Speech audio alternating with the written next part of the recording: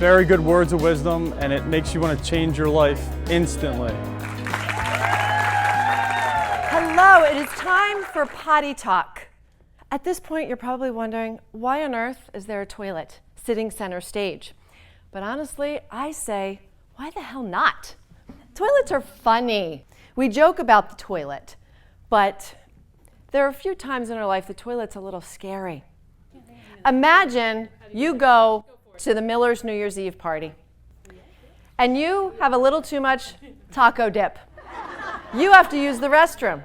The only bathroom that's accessible is, of course, off the kitchen where everybody's gathered. We've had that moment, right? So you go in and you do your business, and you stand to wash your hands, and you realize the toilet's not going down. The water's rising.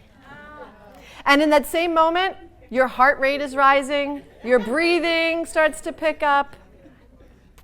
And the only thing in that bathroom that is flushing is your face. Because you have to now do the walk of shame. You're going to walk through the kitchen, down the hall to find Mrs. Miller.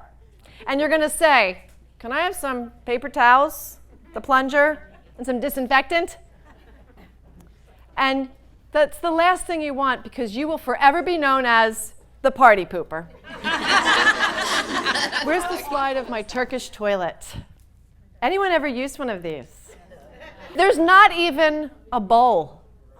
It's nothing more than a hole in the ground. So you see the grooves on the side?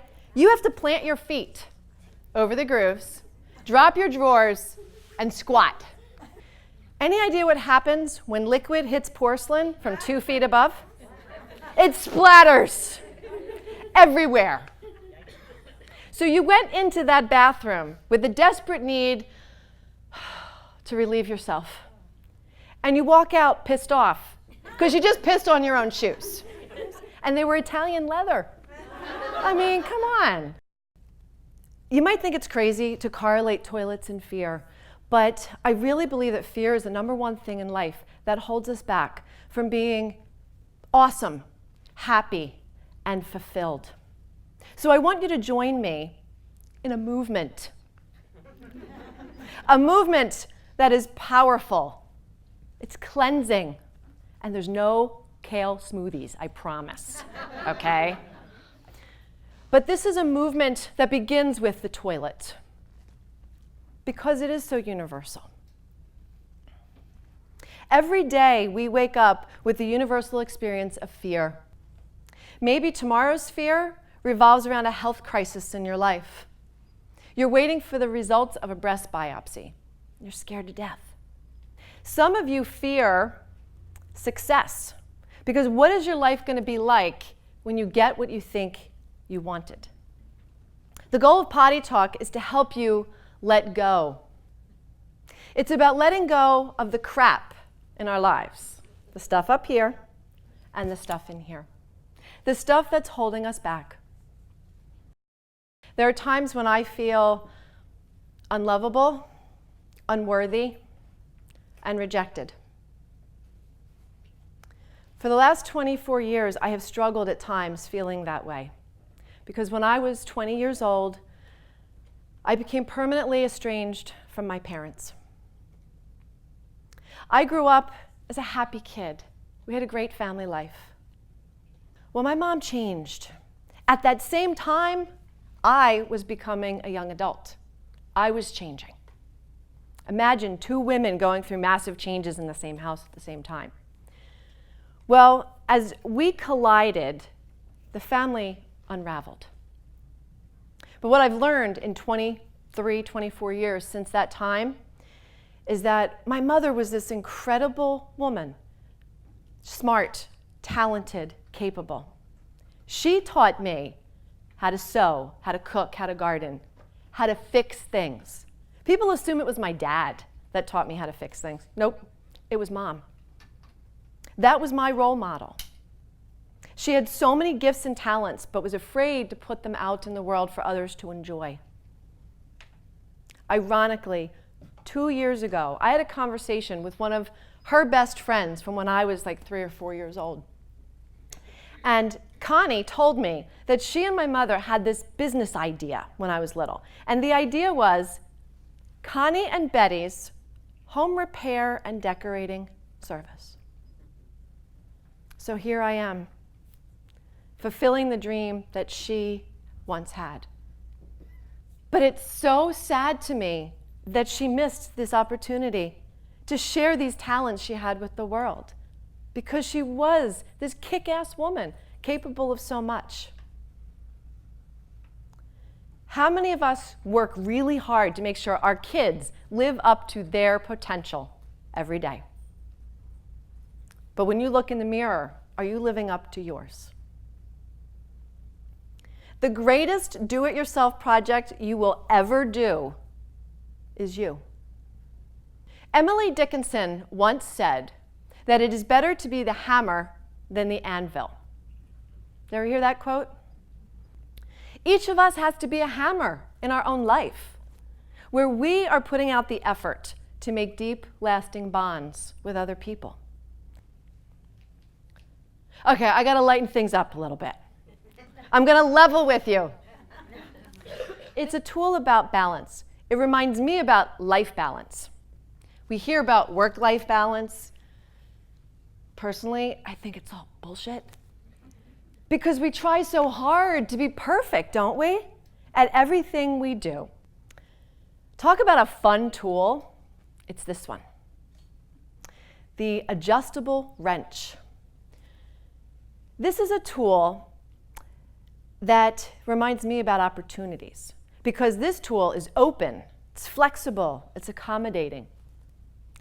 Its job is to grab onto nuts.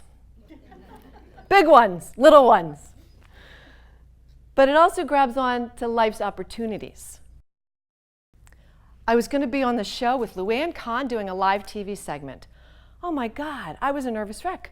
What am I going to wear? What am I going to say? Am I going to look 10 pounds heavier on camera? I found my passion in that moment, and I never would have known it had I not said yes and gone. So, what are you ready to say hell yes to? What would an episode of MacGyver have been without duct tape, right? He could fix anything with duct tape and a wad of gum. But I put the duct tape in my toolbox for my mouth. The reason I put it over my mouth was because I needed to silence that voice in my head, the inner naysayer that kept saying, "You're not worthy, you don't deserve it. What the hell do you think you're doing trying to create this?" But let it be a reminder to you that we need to tell that voice in our head to sit down and shut up. Because the world's waiting for each of us to be awesome and to do something great. And when we listen to her, it's not going to happen. You've got knowledge, you've got skill, now you need courage. Courage is not the absence of fear, but the ability to move forward in spite of it. So many of you in this room have done that. You've lived through a divorce. You've become a widow. You beat cancer. We all have those moments of courage every day. We just forget how damn courageous we were. We forget about the things we've overcome in our life. So when the next hurdle comes, we're like, oh, I can't. But you can, because you've already proven to the world that you can overcome a lot of things, and you're still here with a smile on your face and a willingness to find joy. My duty is done. I've given you a toolbox. We've talked about knowledge, skill, and guts. The next part involves you coming clean. And coming clean involves toilet paper. Literally, it involves toilet paper. So you get a roll. You get a roll. You get a roll. I have plenty for everyone. I want you to tear off a square of toilet paper, and I want you to pass it to someone beside you, because we're going to do a little exercise. What is the one big fear that is holding you back in life. I want you to write it on that square of paper. And now, before each of you leaves the theater, I would like you to come up to the edge of the stage. And I want you to boldly stand before my potty. And I want you to look your fear in the eyes one last time, crumple it up, because you are going to flush your fear goodbye.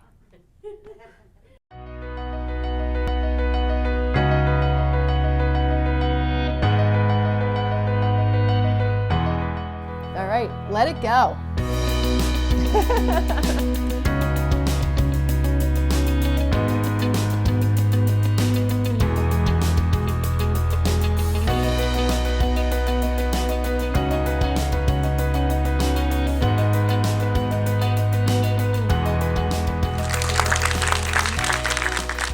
Many, many different times in our life, we do face fear, and we have to overcome it. And we have to move forward despite the fear. So Beth, take this speech wherever you can. Take it to people who are in college, take it to high school students. We all have fears, and we need you to go out and tell the world your message. It's all of our message.